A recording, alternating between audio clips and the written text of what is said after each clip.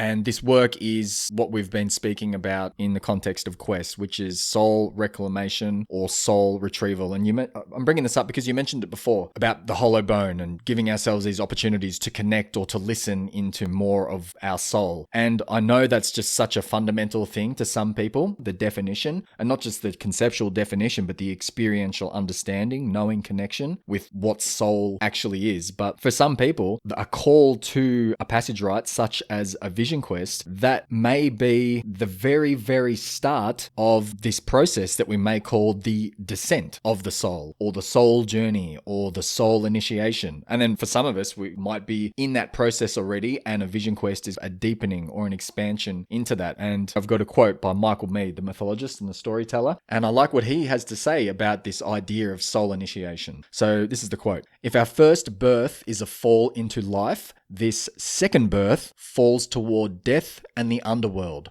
It requires a return to the roots of knowledge, the roots of consciousness, and the seeds of meaning hidden in each person. Only by a descent and a series of adventures along the dark roads of the unconscious can the inner life fully awaken."